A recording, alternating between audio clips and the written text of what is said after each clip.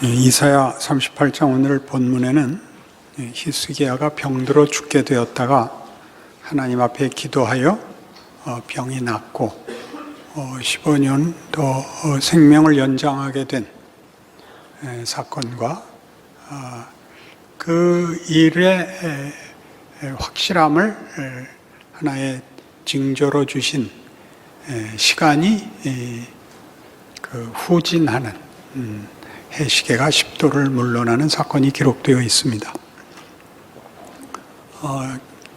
기독교 신앙에서 기도를 하여 응답을 받는다는 것은 너무나 기독교인들에게 당연한 진리고 내용이지만 본문에 소개될 때에는 이것이 치열한 역사의 현장에서 한 개인의 사소한 소원과 해답이 아니라 치열한 인과율과 힘의 논리 속에서 하나님의 개입이 어떤 식으로 일어나며 어떻게 이해해야 되는가 하는 문제를 우리에게 던지고 있습니다. 만일 이 본문을 확대 적용하자면 어느 곳에서나 기도만 하면 되는 문제가 될 수 있고 하나님이 이 세상의 원칙과 질서를 어떻게 우리에게 이해하라고 하며 하나님은 개입하시는지에 관한 상관관계도 우리에게 이해가 있어야 됩니다. 어느 것은 세상 것이고 어느 것은 하나님 것이냐 하는 문제가 대두되지요. 이 기도의 말하지 못한 조건같이 이 성립의 이유같이 히스기야의 기도가 그 오늘 본문에 보듯이 3절에 여호와여 구하오니 내가 주 앞에서 진실과 전심으로 행하며 주의 목전에서 선하게 행한 것을 기억하옵소서 하고 심히 통곡하였다가 이 기도의 성립의 중요한 조건인 것으로 드러나고 있습니다. 여기가 어렵습니다. 기도를 응답받을 만한 선행과 자격이 있고 그다음에 간절하고 하는 것들이 쉽게 조건으로 이해될 수 있는 부분입니다. 이 기도에 하나님이 응답하시고 그것이 진실한 약속이라는 것이 또 시간의 후진으로 시간이 이렇게 뒤로 물러나는 것으로 징조가 주어지는지도 우리에게는 좀 선뜻 이해가 가지 않습니다. 요한복음 14장으로 가시죠.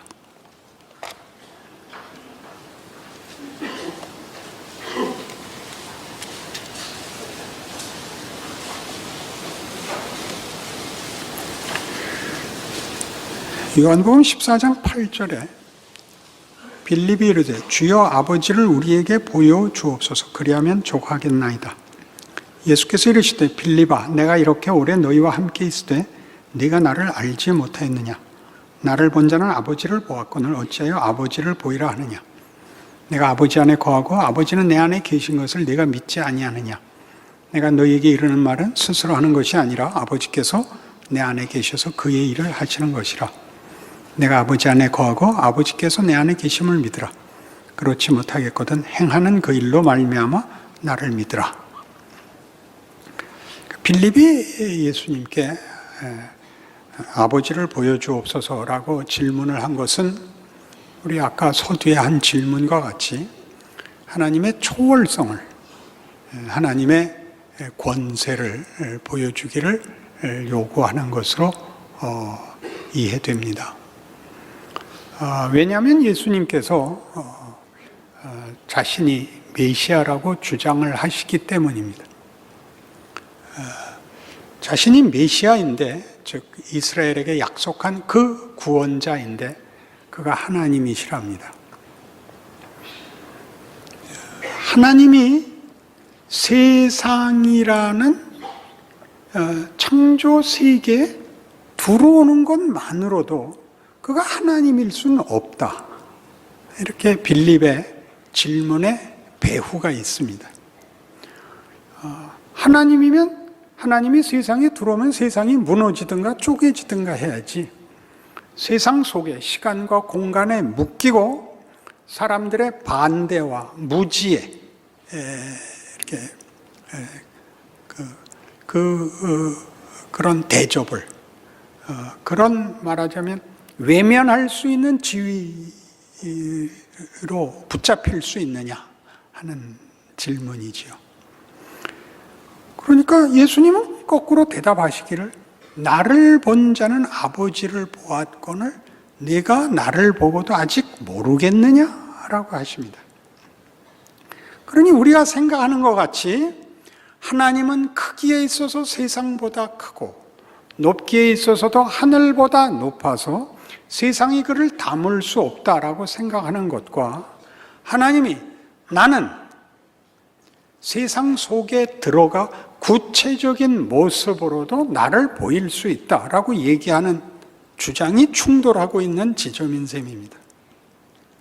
후자로 하나님이 자신을 증명하시고 일하셨다가 예수의 성육신입니다. 그리고 여기에는 우리의 보통 구체적으로 표현되지 않고 구체적으로 질문되지 않은 많은 내용들에 대한 성경의 어떤 도전이 있죠. 하나님을 보면 죽는, 하나님을 아무도 감당할 수 없는 분인 것이 사실이면서 하나님이 그 속에 들어오실 수 있다.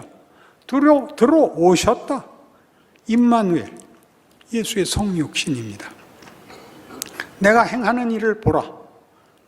예수의 행하는 일은 분명히 초월이 있고 그리고 육신의 한계 속에 있습니다.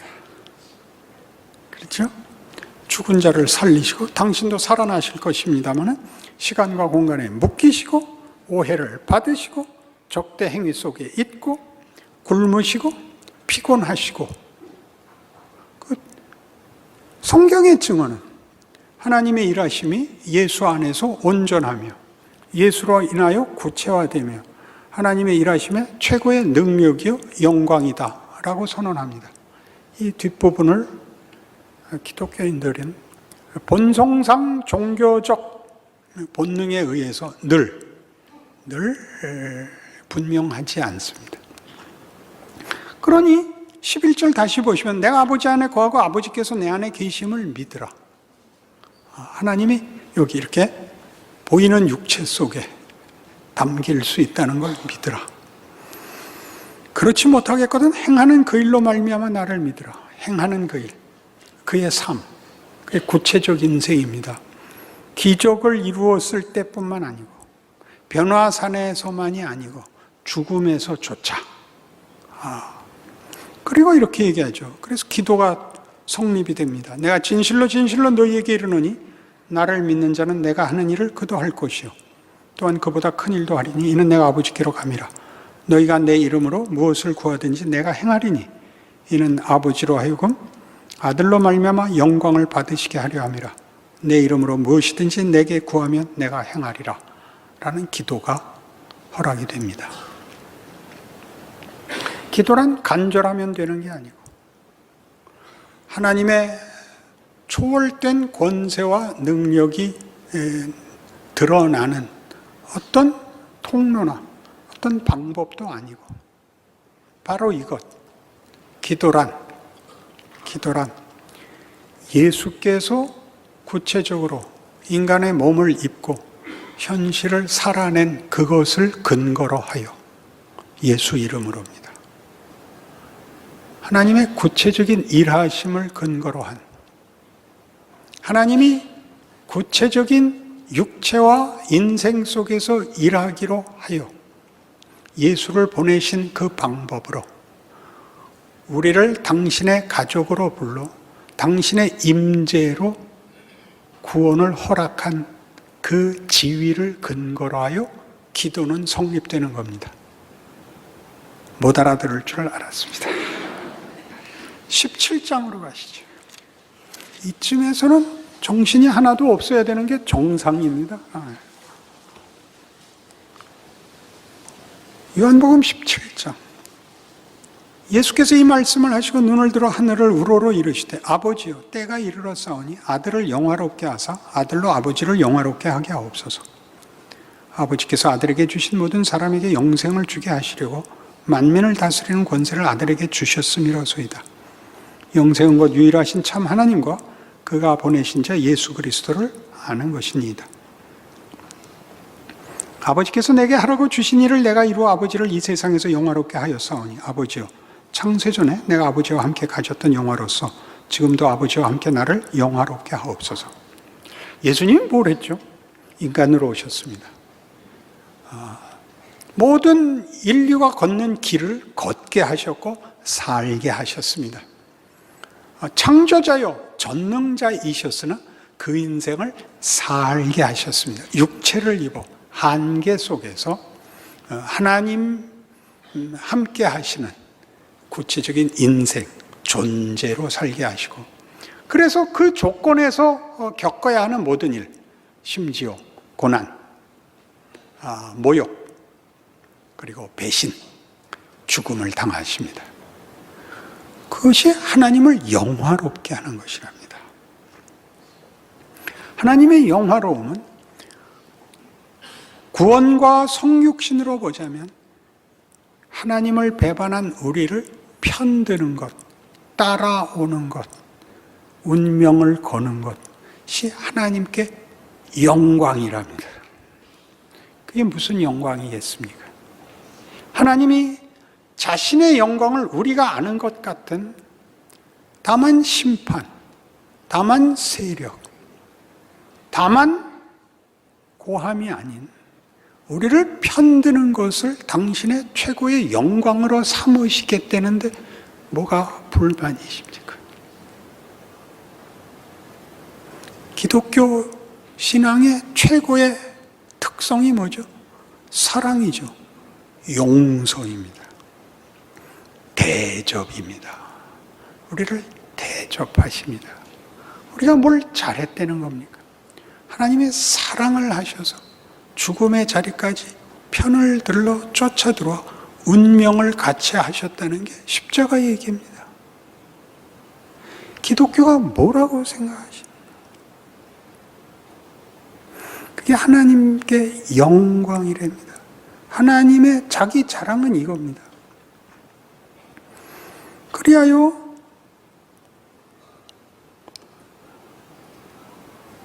오절에 보듯이 아버지요 창세전에 내가 아버지와 함께 가졌던 영화로서 지금도 아버지와 함께 나를 영화롭게 하옵소서. 그 길을 걷는 예수님도 그 길이 영광이랍니다. 영광이랍니다.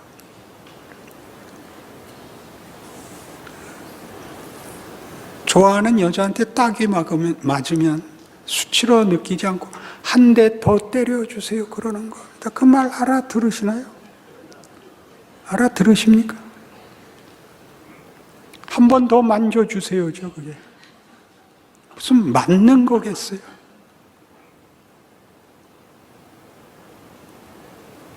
그래서 17장 뒤에 18절에 가면 아버지께서 나를 세상에 보내신 것 같이 나도 그들을 세상에 보내었고 또 그들을 위해 내가 나를 거룩하게 하오니 이는 그들도 진리로 거룩함을 얻게 하려 함이니이다. 내가 비옵는 것은 이 사람들만 위함이 아니요 또 그들의 말로 말미암아 나를 믿는 사람들도 위함이니 아버지요 아버지께서 내 안에 내가 아버지 안에 있는 것 같이 그들도 다 하나가 되어 우리 안에 있게 하사 세상으로 아버지께서 나를 보내신 것을 믿게 하옵소서. 내게 주신 영광을 내가 그들에게 주었사오니 이는 우리가 하나가 된 것 같이 그들도 하나가 되게 하려 함이니이다. 내게 주신 영광이 뭐예요? 죽는 거예요. 인생을 걷는 게 육체가 되는 거, 한계에 붙잡히는 걸 영광이라 그래요. 나를 세상에 보내신 그 영광으로 내가 내 백성들을 세상에 보냅니다. 여러분 살아있는 게 빨리 끝장나서 천국 가야 되는 이 지겨운 아무것도 아닌 빨리 벗어야 될 짐이 아니고 빨리 벗어야 될 비극이 아니고 이게 구체적인 하나님이 일하시는 하나님의 능력이요 영광의 자리랍니다. 말이 됩니까? 결혼을 시킬 때 사랑에 빠지기 전에 조건으로 추천을 하면 어떤 조건을 들어도 다 마음에 안 듭니다.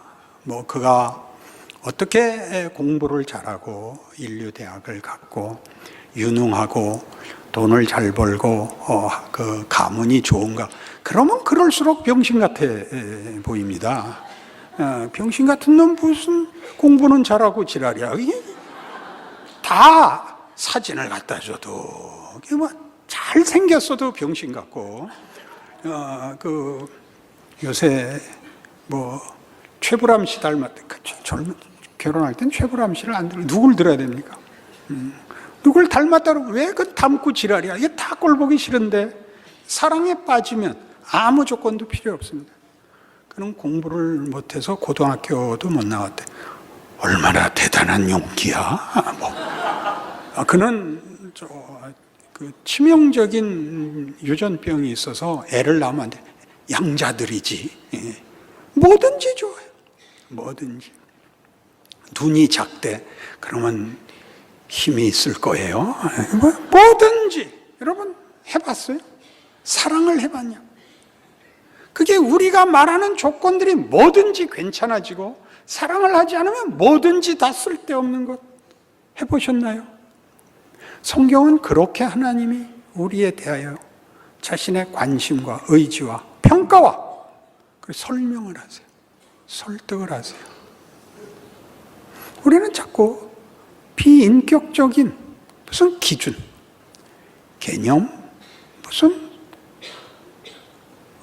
원칙 같은 것들로 자꾸 이런 성경이 하고 싶은 얘기들을 걸러내서 성경의 따뜻함과 피와 눈물을 없애고 법칙, 비정한 걸 만들어서 신앙을 얘기하면서 이렇게 점점 얼굴이 굳어지고 이렇게 멋대가리 없어지고 딱 틀린 거예요.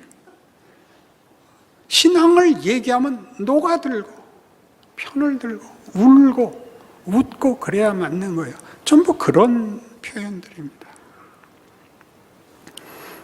이것이 영광에 관한 얘기라니까요. 예수님이 자신이 오신 길을 구원을 위해서 희생한 길이 아니라 그것이 영광으로 알고 오신 길, 영광으로 기꺼이 사신 길, 그 기쁨이 충만한 길, 아버지의 뜻을 이루는 것이 기쁨이요 우리를 사랑하는 것이 당신의 명예였던 길이라고 성경은 증언하고, 그것이 자기를 보낸 아버지의 하나님 되신 영광이라고 증언을 하는 것입니다. 이 에베소서 1장에 가보시죠.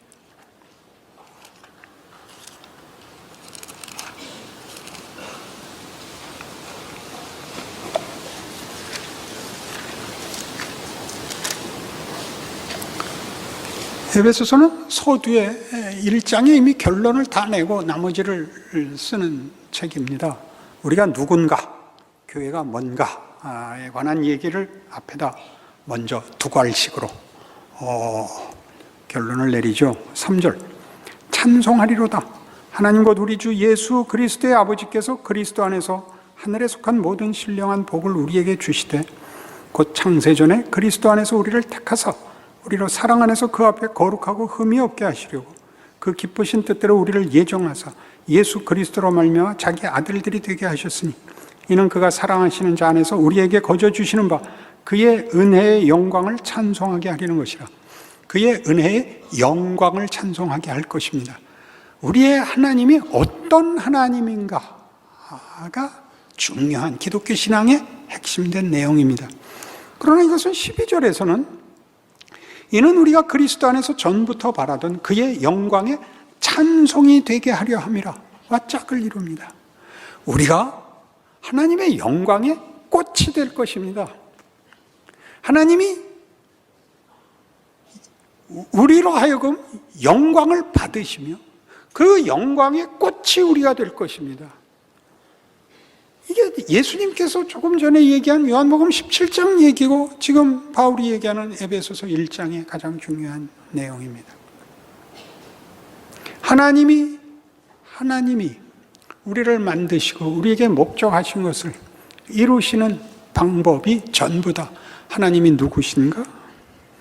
우리를 어떻게 대접하시는가? 우리에게 무엇을 목적하시는가가 드러나는 하나님의 능력이요, 하나님의 명예가 되는 방법이 인생. 우리가 지긋지긋해하는 이 인생, 이 시간과 공간 속에 붙잡힌 구체적 현실이라고 합니다. 그러니 이 기도가 하나님이 목적하시고 요구하시는 그 창조의 주인공인, 창조세계의 주인공인 하나님의 형상으로 지음받는 자기의 자녀들을 사랑과 거룩으로 목적하사 어떻게 능력을 베푸시고 어떻게 영광을 받으시는지에 관한 내용들이 되지요. 그것은 하나님이 우리에게 요구하는 것이요, 우리 보고 누리고 그래서 우리에게 요구하라 그러는 것이 된답니다. 그것이 기도입니다. 그 기도는 이런 지위, 이런 관계가 아니면 기도를 할 수가 없고 답하실 리도 없습니다. 기도가 뭔지를 아시겠습니까? 기도를 하는 것 자체가 명예이고 특권이라는 것을, 답을 듣는 건 다음 문제입니다. 답을 안 하실 리 없습니다. 그 아들을 십자가에 매단 사랑이니까. 우리가 예수를 믿고 가장 많이 소원하는 것은 어서 썩어질 이 몸에서 실수투성이고 늘 후회하는 삶에서 벗어나 빨리 자유, 빨리 승리로 가고 싶은 것입니다. 그래서 어서 죽을 기도를 하죠. 그리고 살아있는 동안은 아직 살아있어서 생긴 일이니 이제 죽으면 다 더 이상은 안 구할 테니까 살아있는 동안 일어난 일은 어떻게 좀 해주십시오. 이게 다시는 와서 이런 기도 안 할 테니까 이 문제만 한번 봐주십시오. 기도가 이런 지위, 이런 조건에서 나오거든요. 죄송하게 짝이 없는 기도입니다만 그저 하나님 한번 봐주시면 다음엔 안 그러겠습니다. 그러니 사실 따져보면 하나님이 저를 일찍 안 불러서 이 기도도 나오게 된 거니까 그러니까 빨리 불러주십시오. 이렇게밖에는 못 가는, 우리의 넘어지고 울고 불고가 뭘 만들고 있는지, 그게 어떤 하나님의 지혜요, 능력이요, 영광이요, 승리라는 건지 기적이라는 건지 담아낼 줄을 모르는 거죠. 구체적으로 내 인생의 가치를 예수께서 요한복음 14장 얘기죠. 너희가 나를 믿으면 내가 한 일을 너희도 할 것이요, 더 큰 일도 할 것이다. 놀랍죠? 왜요? 구체적 인생이 우리에게 주어져 있으니까 얼마든지 담아낼 수 있죠. 여러분이 겪는 모든 경우에 담을 수 있죠. 눈물로도 담을 수 있고 원망으로도 담을 수 있습니다. 뭐가 겁이 납니까? 기도할 수 있는데. 그렇죠?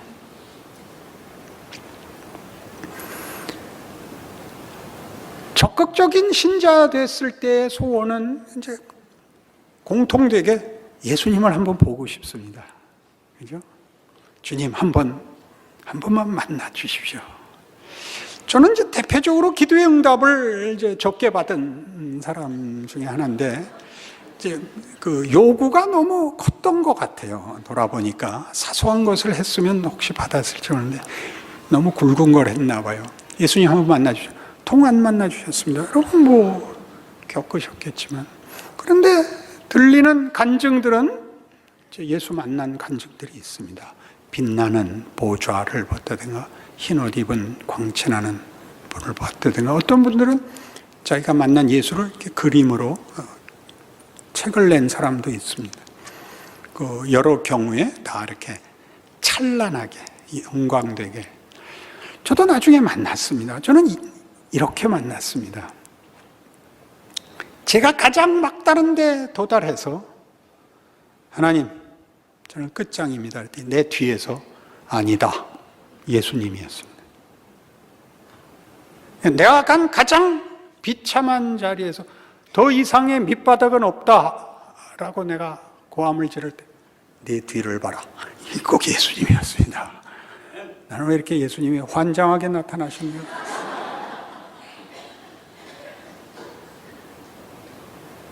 내가 가장 어려운 경우에 걸려서 이건 말이 안 됩니다. 그 내가 걸어온 길 아니냐 이렇게 얘기하셨습니다. 네가 궤도에서 이탈한 거 아니다. 네가 내 범위에서 나가 있지 않다. 내가 다 그거 다 끌어안았다. 너희 다 내 가슴에 내 팔 안에 있다. 걱정 마라. 이렇게 만나 주셨습니다. 그렇죠? 생각해 보니까 너희가 나한테 기도 못할 것은 없다. 내 이름으로. 나는 예수님보다는 덜 갔습니다. 그렇게 얘기했습니다. 예수님이 더 가셨으니까. 거기까지 다 끌어안으셨죠. 그게 오늘의 기도의 지위, 기도의 뭐라 그래야 될까요? 히스기야의 기도는 뭘까요? 기도. 하나님의 능력, 하나님의 영광, 우리의 지위를 대변하고 있습니다. 그래서 이 에베소서 1장은 이리로 우리를 끌고 갑니다. 17절. 우리 주 예수 그리스도의 하나님, 영광의 아버지께서 지혜와 계시의 영을 너희에게 주사 하나님을 알게 하시고 너희의 마음의 눈을 밝히사 그의 부르심의 소망이 무엇이며 성도 안에서 그 기업의 영광의 풍성함이 무엇이며 그의 힘의 위력으로 역사하심을 따라 믿는 우리에게 베푸신 능력의 지극히 크심이 어떠한 것을 너희로 알게 하시기를 구하노라. 영광, 능력 이런 단어가 나와요. 얼마나 큰 단어예요. 영광, 능력. 20절 그의 능력이 그리스도 안에서 역사하사 죽은 자들 가운데서 다시 살리시고 하늘에서 자기의 오른편에 앉히사 모든 통치와 권세와 능력과 주권과 이 세상뿐 아니라 오는 세상에 일컫는 모든 이름 위에 뛰어나게 하시고 또 만물을 그의 발 아래 복종하게 하시고 그를 만물 위에 교회의 머리로 삼으셨느니라. 능력이 어떤 식으로 능력이 펼쳐졌죠? 죽으심과 부활하심. 죽으심이라는 자리에 담겨서 부활이라는 것으로 죽음이 여기서는 결단코 소극적이거나 부정적이지 않습니다. 훨씬 큽니다. 하나님을 대적하는 모든 것, 우리가 절망하는 모든 것에까지 들어와 하죠. 그 능력입니다. 그리고 그것을 그렇게 하신 일, 그걸 따라 들어와 죽으시고 살으신 예수를 가장 높여. 그러니까 이 방법, 우리의 거부, 우리의 실패, 우리의 무지, 우리의 외면, 도망간 것에 따라 들어오시는 것으로서 보이시는 하나님이 누구신가에 대한 자기 증명, 우리가 실제로 도망간 길을 실제로 따라 들어오시는 피 흘린 자리가 다 하나님에게는 가장 큰 영광. 그런 길들을 다 끌어안으시는 하나님의 승리로 소개하고 있습니다. 그래서 기독교는 복음이라는 거죠. 기독교라는 종교는 열심과 헌신에 기초하고 있는 것이 아닙니다. 복음, 하나님의 용서와 우리를 목적하시는 하나님의 그 목적의 크기, 우리에 대한 가치의 증명에 있습니다. 그래서 예수 그리스도, 하나님의 뜻을 따라 이 비천한 인생을 살아 우리의 존재와 실존을 하나님의 영광과 능력으로 채우시는 이 방법이야말로 하나님의 하나님의 영광을 드러낸 방법이요, 길이요, 역사다. 그 예수에게 모두를 묶는다. 그렇게 되는 거죠. 그게 교회입니다. 교회는 그의 몸이니 만물 안에서 만물을 충만하게 하시는 이 충만함이니라. 교회란 구약시대의 이스라엘이라는 칭호를 대신하는 것입니다. 하나님의 백성이라는 것이 한 민족적으로 배타적으로 구별되어 선택됐던 시절에는 이스라엘이라는 이름은 한 민족이기보다 하나님의 백성이라는 칭호였습니다. 그것이 신약에 오면 예수를 믿는 자들에게 하나님의 자녀가 되는 신분이 주어지고 그 칭호는 교회가 됩니다. 조직, 공동체 말고 예수를 믿는 모두들, 각각들, 개인들, 하나님의 자녀가 되는 모든 자가 신약 성경에서는 교회입니다. 그 모두는 예수와 묶여 있습니다. 예수의 하신 일과 예수께서 목적하시는 일이, 그의 뜻이 우리가 그의 몸으로 구체적 실존으로 시간과 공간 속에서 시대와 이유 속에서 각각에게 요구되는 조건, 정황 속에서 만물을 충만케 하시는 자의 충만으로 존재하는 겁니다. 우리가 충만입니다. 내가 하는 자리에, 내가 하는 것으로 하나님은 당신이 누구신가와 그가 무엇을 하는가와 세상과 역사의 운명과 인생의 가치를 증명하십니다.